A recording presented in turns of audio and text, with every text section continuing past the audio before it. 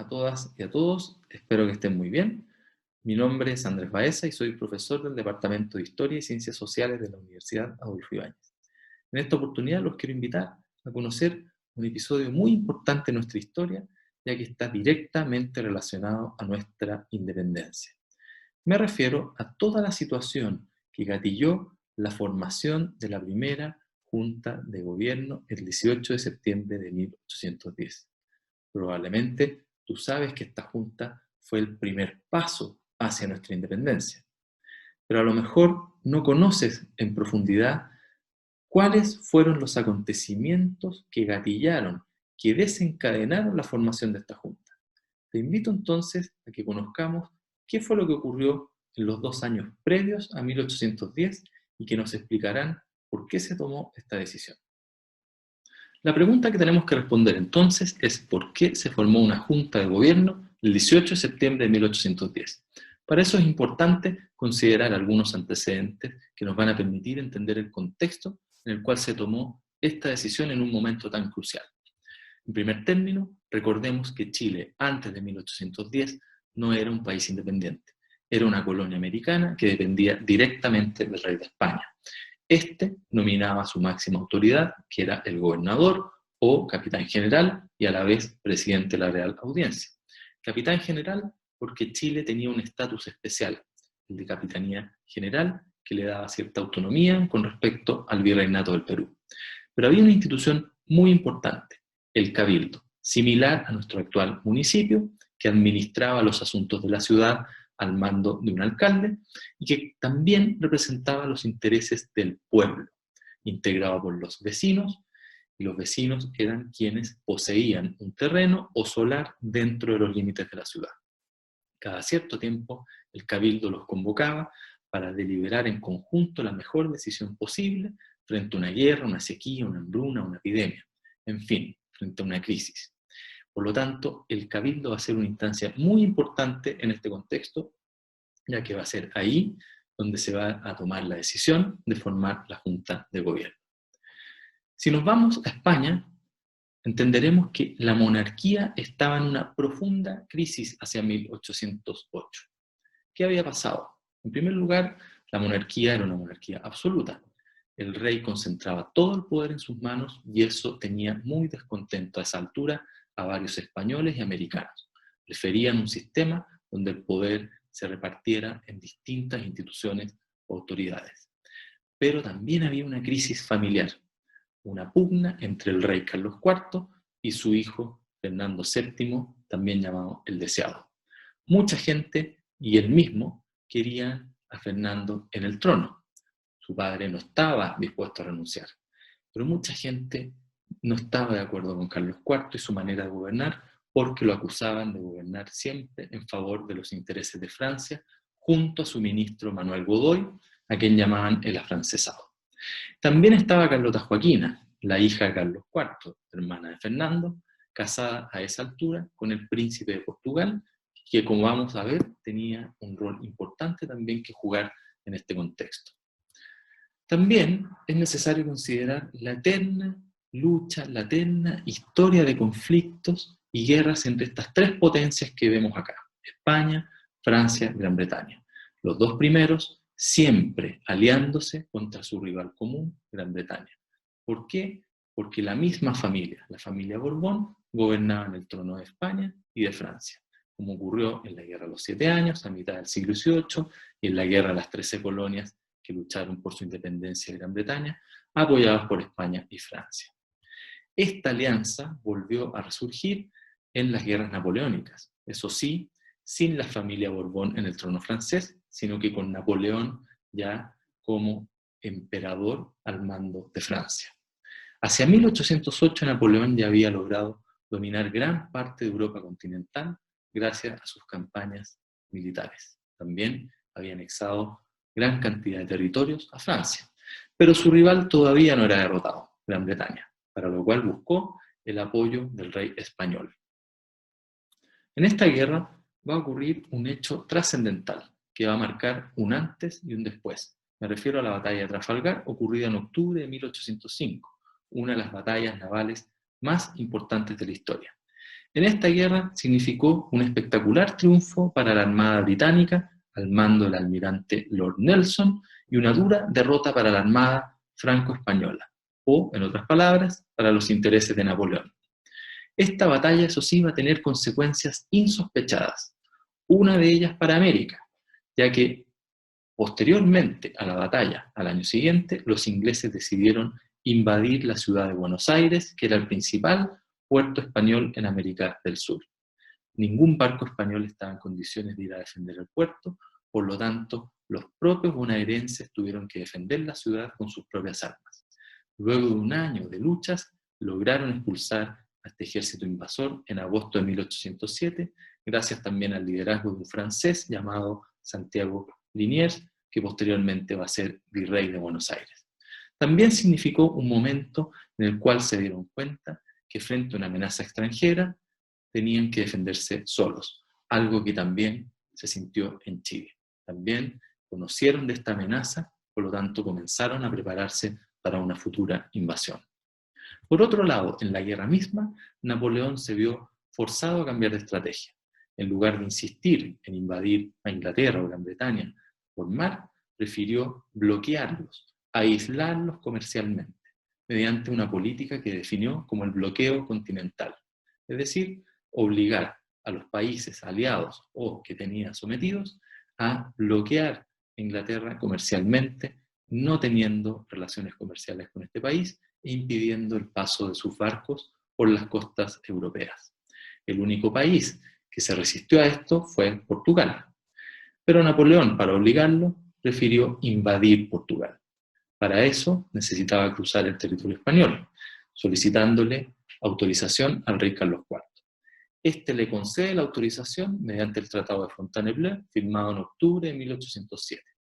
Con este pacto, el rey autorizaba el ingreso de miles y miles de soldados franceses a territorio español y posteriormente se repartirían Portugal entre él y Napoleón una vez que se realizara la invasión.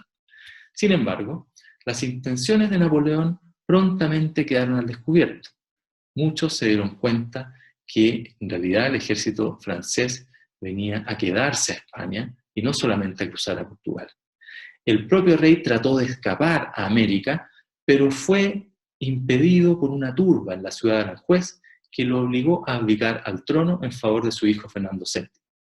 Cuando éste ingresó como el nuevo rey a Madrid, se dio cuenta, eso sí, que el general Murat, al mando de las tropas francesas, estaba completamente al mando de la situación.